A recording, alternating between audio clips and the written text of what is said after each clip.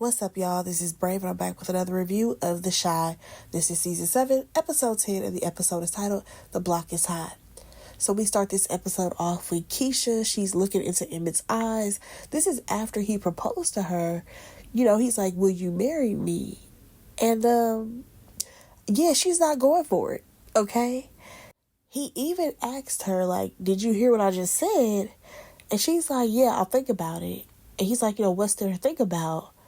And Keisha's like, I'm not trying to get into that right in front of your parents because, of course, his parents are sitting right there. So at this point, Jada, she decides to change the subject. She boots everybody out so that way she can talk to her son. In that moment, she told him that the cancer was back and that she's dying. And I'm just like, dang, what a time to tell him. This man barely opened up his eyes. And you like, well, son, I'm dying. But I mean, I know she had to tell him, but I'm like, dang, could we have waited until he got to the house? Or I guess she had to tell him in that moment. But we're going to go ahead and move on because, y'all, we jumped 3 weeks. I don't think I've ever seen a time jump on this show like that, but let's do it. 3 weeks later, Emmett, he is at the house with Keisha, and he's still questioning her, will she marry him? And she's like, I'm not about to marry you. Like, just because your mama is dying, that still does not mean that I'm going to marry you. And now I'm just kind of wondering, why won't she get married? Like, I completely understand her feeling like, you pretty much asked me to marry you because tragedy happened. I want you to really feel like you want to marry me. I understand that. But the way she been responding is giving she may not believe in marriage, or because she has seen some failed marriages in her lifetime, she may not be the type of girl that wants to get married. But nonetheless, this is the part where things took a turn for me because Keisha is trying to tell Emmett, you just need to go ahead and try to digest and process what has happened within these last couple of weeks. And he tells her that he doesn't know if he wants to be alive anymore. Y'all, that's heavy. That is so, so heavy. Because at this point, he's already got a shot. He almost died. He knows now that his mother is dying. Like, this is a lot to be on one person. He has a baby on the way. His girlfriend, she is not trying to get married to him. Now he's facing rejection. Like, this is a lot to be happening all at one time. So she suggests that he goes to see a therapist. Now, I do agree. He should probably go see a therapist for sure, or at least go to one of those grieving groups, because it sounds like they have all types of groups in that building. So it may not be grieving partners, but it could be like a grieving parents, grieving children's group, probably somewhere in that building. But nonetheless, we jump on over to Kenya's parents. Y'all, when I tell you, we saw way too much of Kenya's mama and daddy in this episode. I'm just trying to figure out what's going on. Because y'all are not main characters. Y'all don't even give main character energy. So I don't understand why we saw so much of them. Like, I really don't care. I do not care about them. So basically, we learned, though, that he's going to throw a block party to tell the youth to put the guns down. And now he wants her to be involved. Keep in mind, when we got to the block party, we ain't seen them do nothing but have a good time. I don't remember them passing out pamphlets or doing anything like that. But you know what? I'm going to let that go. But also, I'm giving him a side eye. Because is it that now you want to be with this black woman because the white girl turned you down? Like, do you think that having Kenya's mama on your side, that's going to look better to the church? Like, I don't know. Something about Zeke give ulterior motives. Or am I tripping? Moving on from there, we go over to Smokey's. Baby, that new manager, Shanita, baby, she's on one. First of all, when she saw Damien, she's like, oh, are you Damien? And he like, yeah. She's like, okay, well, you're fired. And he like, what you mean? Like, this is my brother's spot. And she like, yeah, I don't give a damn. Keisha put me in charge, and I don't play with all that gambling that you be doing, so you gotta go. Baby, Damien's so mad, he gonna tell her, F you. And she's like, what you say? He's like, nothing. Yeah, nothing. I think Shanita, she will probably win the fight against you, Damien. Okay? Now, I will say this.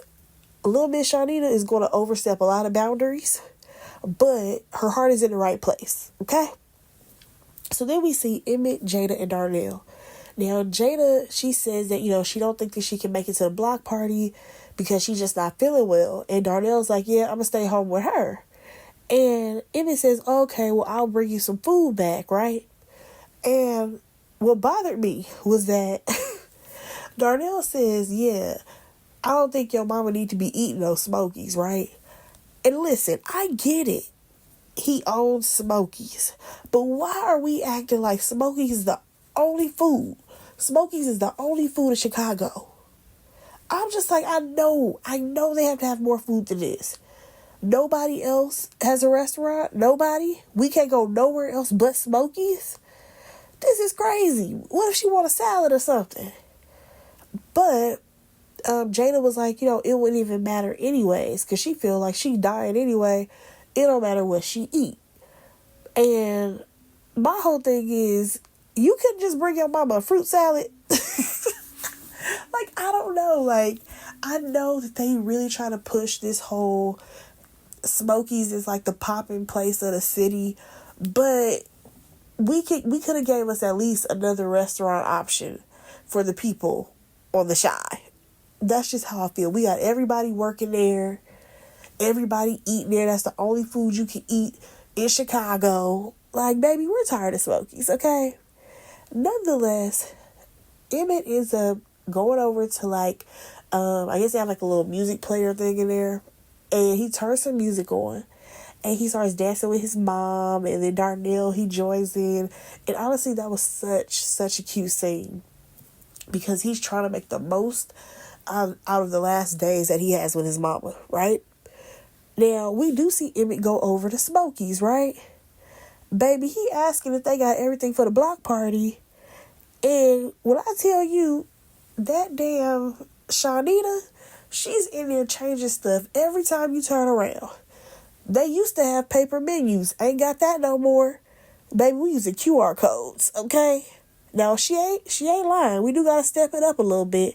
And it's crazy because I'm like, Emmett, you're a young person. Like, Shanita is absolutely older than you. How do you not know that y'all need to get onto the QR code game? What's going on here? Then, on top of that, she lets him know, oh, yeah, and I fired your brother. And he like, what you mean you fired my brother? And she's like, yeah, because you didn't have the heart to do it. That's your family and all. I say, yo, Shanita may be a match for Emmett, but she's good for business, okay? I can't even lie. Now, of course, Emmett feels like she's overstepping, the boundaries. But she's like, listen, I had to make an executive decision. Now, is she overstepping? Absolutely. Absolutely.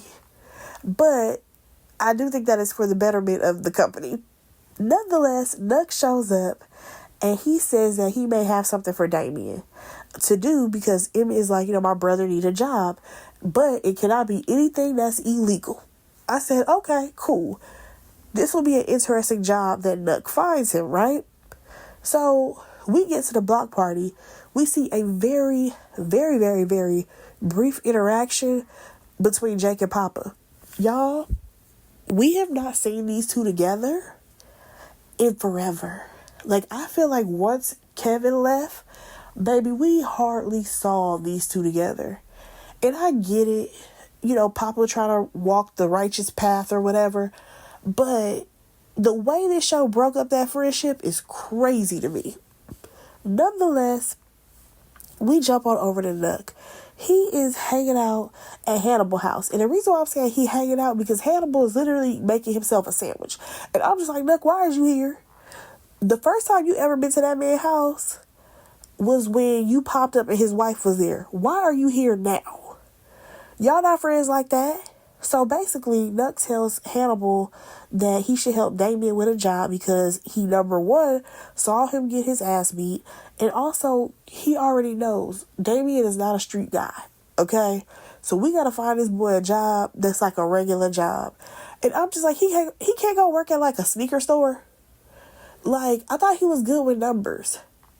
He can't find some type of like accounting job or something for another local business. I guess. Whatever. Now, after that, Hannibal tells him, listen, I'm a boss myself. You're not about to keep coming up in here trying to tell me what to do. Okay? You're not about to be bossing me around. And I said, sir, I can respect you saying that, but also the main person that I need you to tell that to is Reg, because that is the person who bosses you around 24/7. So let's make some sense out of that. Moving on from there, we see the two gunshot victims, aka Emmett and Jamal, and they're talking or whatever at the block party, and they realize that, this was God giving them a second chance because they actually could have died. Emmett, he ends up asking Jamal, can he pray for his mama? Because we all know Jamal, he has gotten right with the Lord. Now we see Shawnita, okay? Now she's wearing a shirt that's promoting Smokies. However, Emmett did not approve this shirt. And she's like, yeah, this is for the new branding. And by the way, we need to do a partnership with your ex-wife. And he was like, have you even met Tiffany? And she's like, no, but I know that she has a weed business. And according to her, Smokies has the best high food. And there needs to be a partnership. I'm just like, girl, you do realize this ain't your company, right? Like, you doing a lot.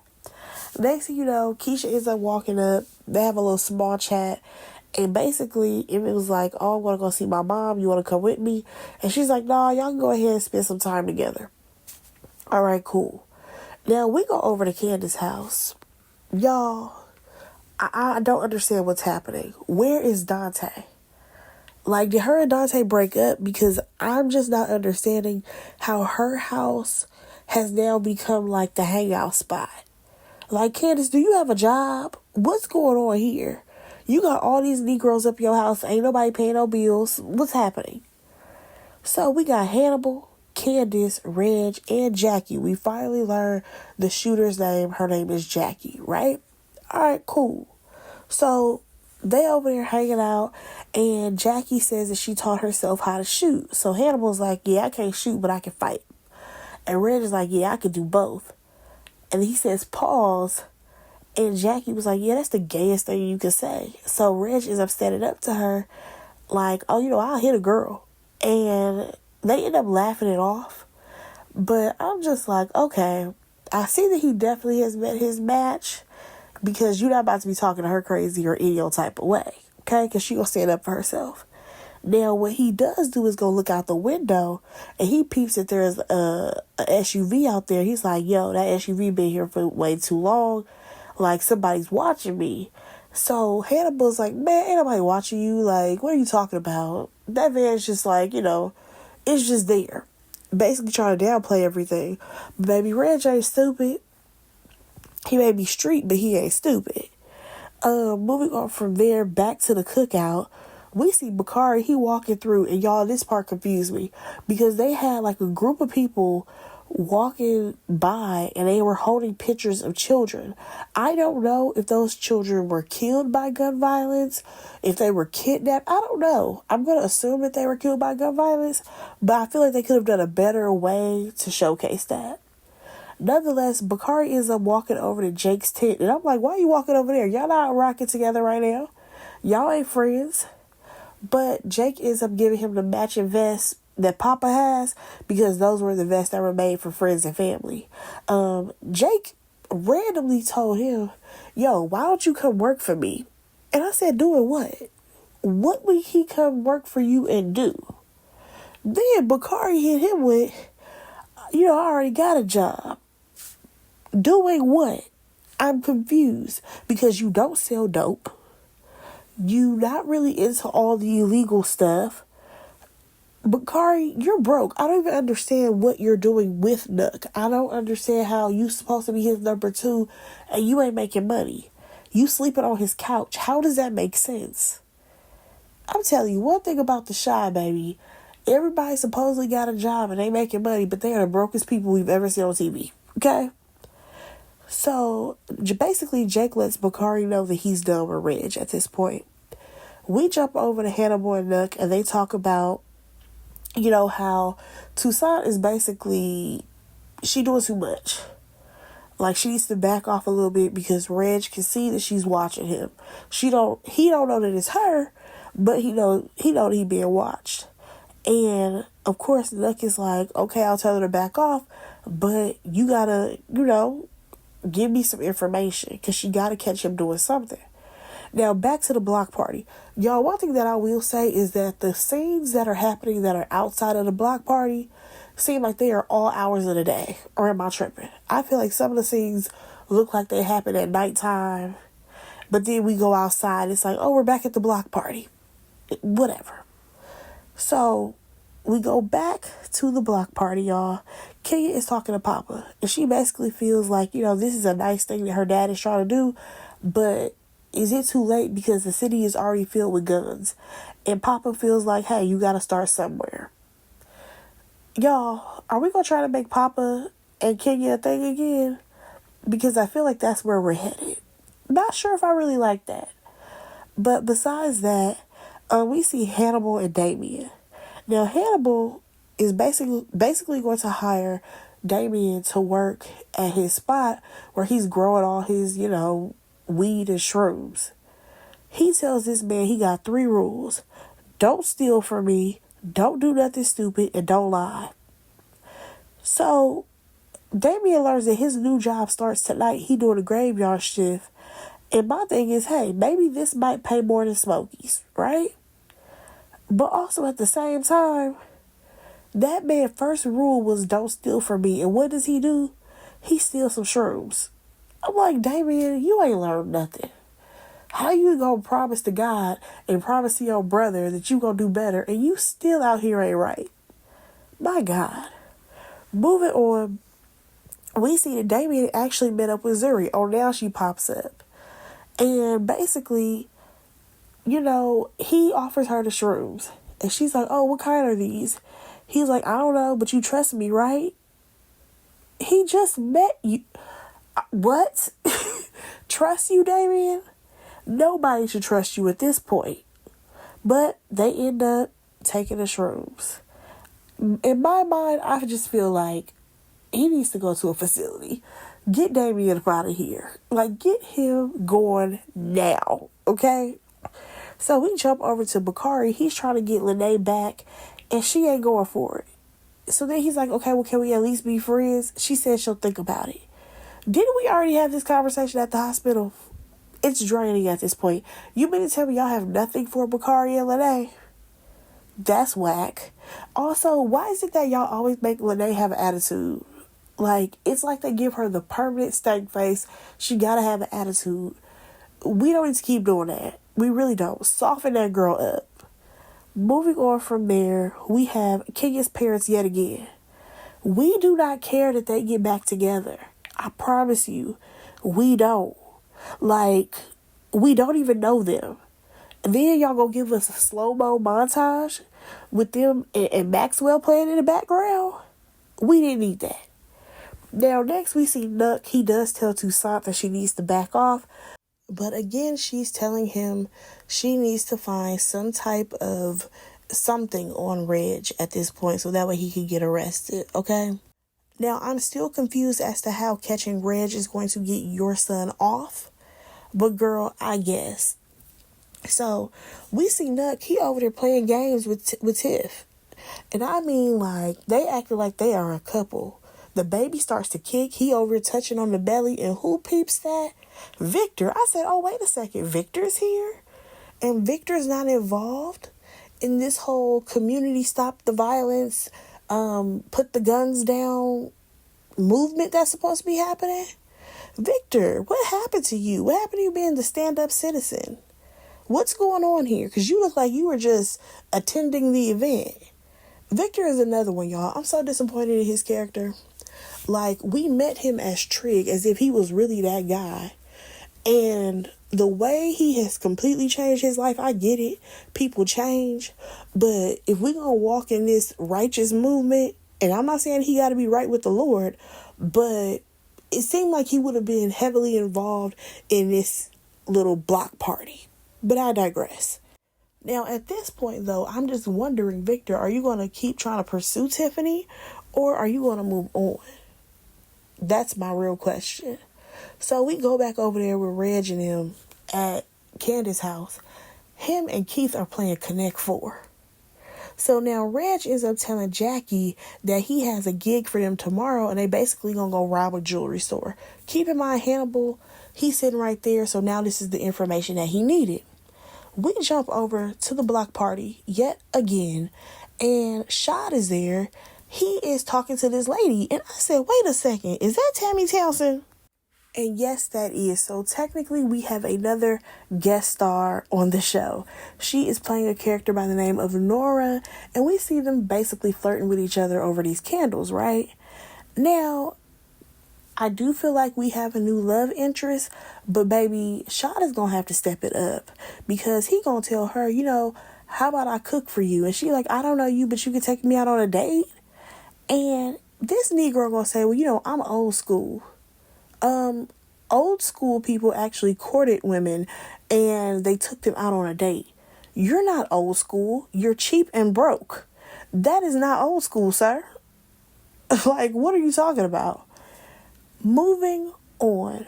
Toussaint pays a visit to Alicia. Okay. Now this right here was probably one of the best scenes of the episode for me. Because she tells Alicia, well, listen, Bakari, I think he knows who killed your son. And she like, how would he know that? And she's like, well, his DNA was found outside of your house that night. And then Toussaint is like, I think that Zay was just the scapegoat. Like, he was the fall guy for it, but I don't think he did it. So then Alicia was like, well, I think that Nuck lied to me.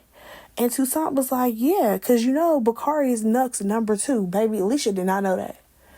And again, I'm just like, considering the way these circles are and how she likes to keep her ear to the streets, how did she not know that Bakari was working with Nuck? Child, I guess. Nonetheless, these two have put two and two together, okay? They figured it out. So it sounds like Toussaint is not trying to set up Reg. She's actually trying to set up Nuck. And I'm just like, okay, so are you trying to get both of them? Because even if you get Nuck on the murder of Rob, girl, your son's still going to be in jail.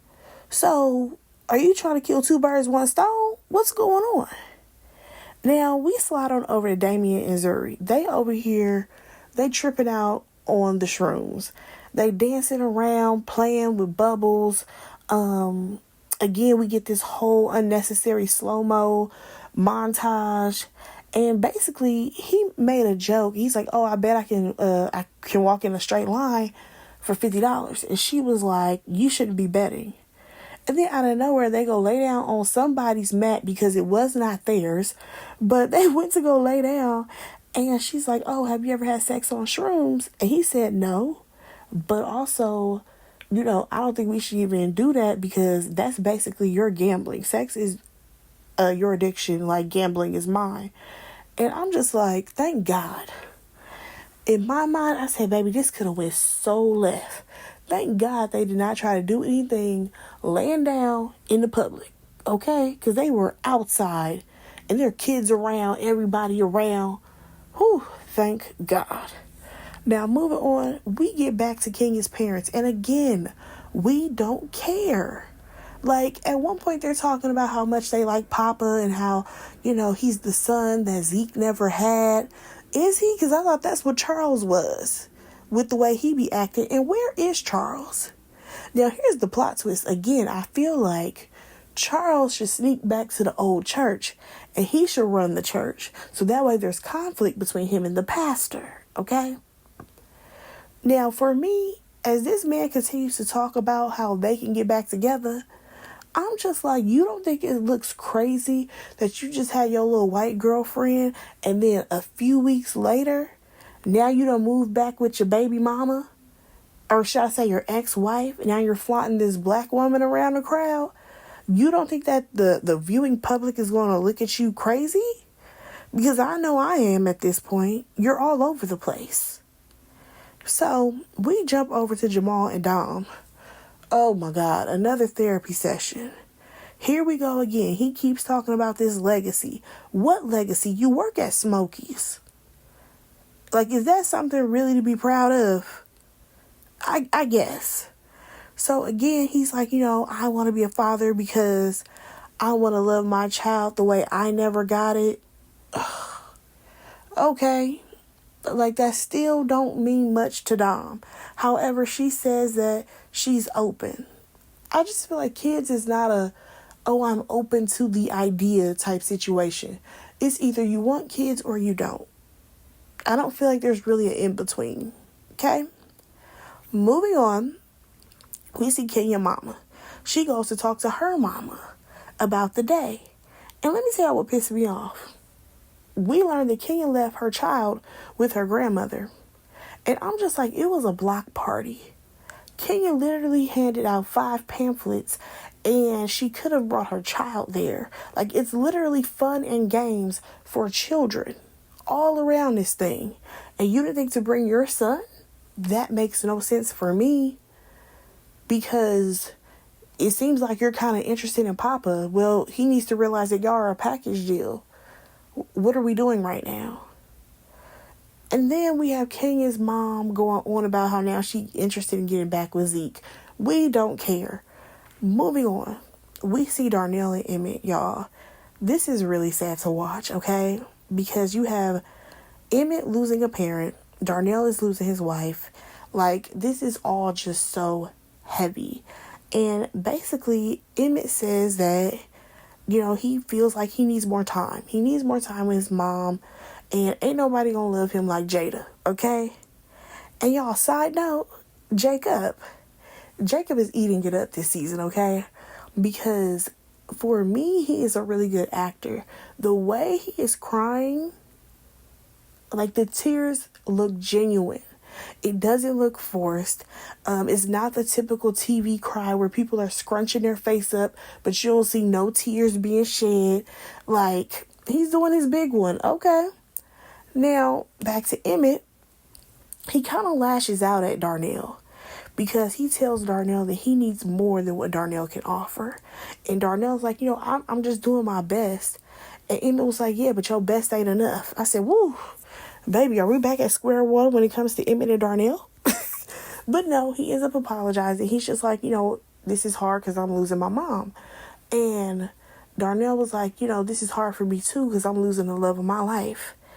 And here's my thing, y'all. Don't be mad at me. But I just feel like this is harder for Emmett than it is for Darnell. Because Emmett has been with his mother his entire life. As far as Jada and Darnell, though, yeah, I think they dated in high school. She got pregnant with Emmett, but he dipped out and he was gone, it sounds like, for the majority of the upbringing of Emmett. Because he didn't come back around till Emmett was grown. Then they weren't together that long. And they've only been married technically for a few years. I ain't trying to put no salt in the wound. I'm just saying, like, yeah, that's the love of your life. You know what I mean? That's your girl. But baby, I feel like in this one, Emmett might have won when it comes to the battle of who's going to hurt the most, okay? Now, at this point, Emmett feels like he needs to marry Keisha before his mama die. And, his dad tells him, listen, all that stuff with Keisha is going to figure itself out. Do I think that they're going to get married before Jada dies? I don't think so. And I feel like he's going to hold it against her if they don't, though. But let's go ahead and move on. Now, y'all, we jump over to Bakari. He trying to get some funds from financial aid, baby, and woo, listen. Going to the financial aid office was always any student's worst nightmare when it came to being in college, okay? But nonetheless, he like, yeah, I tried to put some money out and it said access was denied. Baby, that lady got to tapping on that computer a little bit. And she was like, yeah, it seems like your scholarship may have been pulled. And he's like, wait, what? I know Alicia personally. Like, what do you mean? She was like, well, you may need to go talk to her about that. I said, Lord, let me find out that Alicia gonna pull the trigger on Bakari. because I don't put anything past her at this point. Okay, so now we jump over to the cigar lounge, right? Tiff, she over there big and pregnant cleaning some glasses, and I'm just like, Tiffany, how far along are you? Shouldn't you be on maternity leave at this point? Why are you in that smoky cigar lounge? Is there any customers in there right now? But we all know how smoke works, especially being in a contained building like that. You can probably smell the cigars and the weed when you hit the dough on the outside, okay? Why are you in this environment? So Victor over there singing some song, and baby, I don't know if they told him to make it sound bad or what, because he did not sound good. But I hate when TV shows, they make singers sound bad. You know, it just reminds me of that one episode of Moesha when she kept trying to join the group when she was singing, he's a player, all types of off key. Y'all remember that? You know what? We're going to talk about this though. Victor and Tiff, baby, they low-key get into it because she's coming at him sideways. Like, you didn't restock this. The bar was a mess. I hired you to manage the lounge, not come up in here singing. Whoa, baby. All because Nuck rubbed on your belly a little bit, that don't mean nothing. Like, you tripping on him, like, hard, and over something that really wasn't even your business. Like, girl, I don't care if you are getting to know Victor. Number one, not trying to be funny, but y'all ain't got that much of a connection because I don't think he's smashing. But besides that, girl, you're mad because he didn't tell you that his brother was alive? When ain't nobody supposed to know that his brother is alive? Scoot back, please. Like, it is crazy to me that she is really taking this out on Victor when at the end of the day, how was he going to know that Reg and Emmett was going to have a situation? Those two have never even crossed paths before, really. So why would he even know that that would happen? Like, Tiff, grow up. One thing about Tiffany is that she never has grown up, and she irritates me. Okay? She really does. Now we slide on over to the other pregnant lady who's over here folding laundry, Keisha. And she ends up asking Jada, like, oh, do you think I made the wrong decision? Basically for turning Emmett down with this proposal. And Jada just feels like Emmett is scared right now. Now for Keisha, she says that marriage is sacred and she don't want to rush it. And I'm just like, rush it? Girl, you've literally been messing around with Emmett for years. And I'm going back to when we found her underneath the bed, okay? Y'all have been together at this point for quite some time. I'm just curious to how long you plan on just being this man's girlfriend. Just curious. How long we gonna do that? Now, besides that, they talk about the sister circle and how the next time they have a meeting, they can actually have the meeting where they bring the meeting to Jada, which would be cool because, you know, she really does like the sister circle. She just kind of wish that they would have started it sooner because she feels like they could have done a lot of work in the community.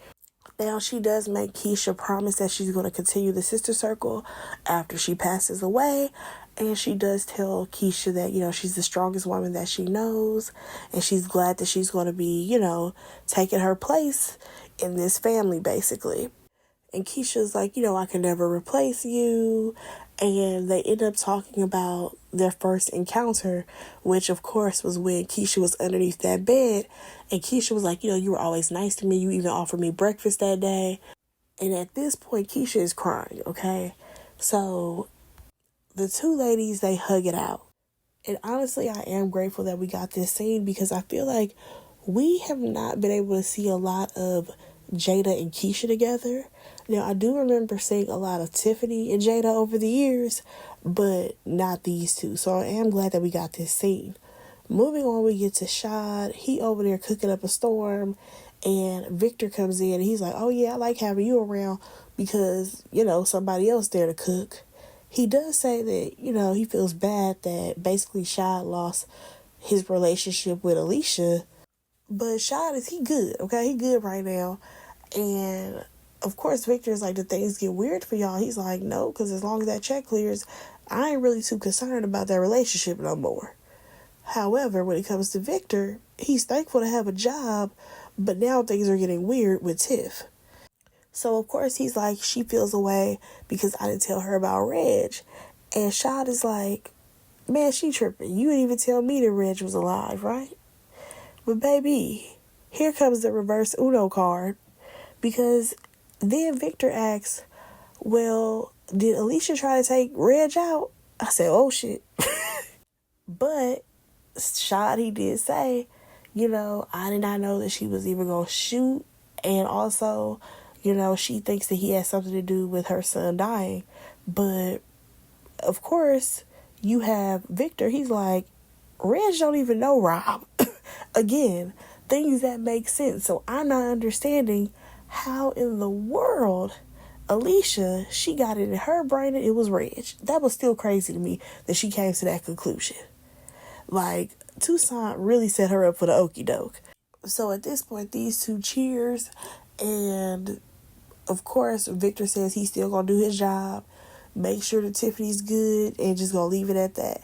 So it sounds like there will not be a relationship being rekindled between those two. Thank God, because I just never saw it for Victor and Tiff. Tiff needs to go focus on herself, her baby that's coming, and EJ. The child that is never around. Where was EJ when you were playing games with Nuck, huh? Because he could have been there playing games too, Tiffany. But let's go ahead and move on. Alright, so then we slide on over to Hannibal. He does end up texting Nuck to tell him where they're supposed to be at. They're supposed to be robbing the jewelry store, right? I'm just like, I don't think this is going to go how it's supposed to go, but we shall see, right? So, of course, he laid up with his wife at this point, and Hannibal's wife is like, yeah, I don't like rats. But then Hannibal's like, well, do you like being alive? And she like, listen, don't get us killed fooling around with Reg, okay? Now, y'all, I'm gonna be honest, the next scene to me felt so out of place. It looked like we were mid-conversation, and Emmett is telling his mother that he's not ready for her to go yet, right? So all she could do is hold him and embrace him. But I just feel like this part, I don't know. It just didn't seem to fit into this episode or where they placed it. I don't know. Something was off about that. But again, I do feel bad for this situation. So Jada actually ends up giving Emmett her wedding band. I'm sorry, not her wedding band, her engagement ring, so that way he can give to Keisha, of course, and tells him the next time he proposes to do it with conviction and not out of fear. Now, y'all, we move on to this last scene. And I can't lie, I was quite disappointed. And here's why. So, basically, we see the robbery taking place, right? Okay, fine. The robbers get outside. Cops are swarming the place. Of course, Toussaint is there. She rips the ski mask off both of the guys' faces. Not Reg, not Jackie. Okay? So basically, this was all a setup. Okay? Hannibal, baby, I think you might be dying. Okay? I think you might be dying. Or, plot twist, something may be happening to your wife, and then you may want to take Reg out. Maybe that's what's going to happen. But basically, this was a setup. But here is my thing. The two men who are there, y'all didn't think that y'all was going to go to jail? Like, I don't understand. Where is your loyalty to Reg coming from? Like, why did y'all sign up for this? So that y'all can go to jail for robbing a jewelry store? Make that make sense for me, because I ain't trying to do time for nobody. That's number one. Number two, as far as this being a setup and all that, well, these people are literally breaking into a jewelry store. There still could have been a chance that they would have gotten caught. So I'm just trying to figure out how this all will play back and be pinned on Hannibal. It should get real interesting. So Toussaint is up texting Nuck to be like, you gave me a bad tip. He immediately calls Hannibal and like, yo, you gave me a bad tip. And Hannibal's like, that's what they said they was doing. I said, baby, Hannibal, you and your wife need to be packing it up right now, because Reg is going to come for you, baby. So after that, we slide on over to Alicia's house. First of all, who's guarding the door? Because that don't look like Shad. That's the first thing. Bakari comes over. I said, Bakari, not you going directly to this lady's house. Did you think Shad was going to be here as protection? What's going on? So he didn't even get a word in, y'all. She literally starts off by saying, I know that you know who killed my son. And if you don't tell me who did it, I'm going to kill you and bury you in my backyard. I said, well, that's a way to end the episode. Now, y'all, do I think that Bakari is going to snitch? Man, he may have to at this point, okay? But y'all, that was the episode. Let me know what y'all thought about it. Go ahead and like, comment, and subscribe to my channel, and I will talk to y'all in my next review. Bye, guys.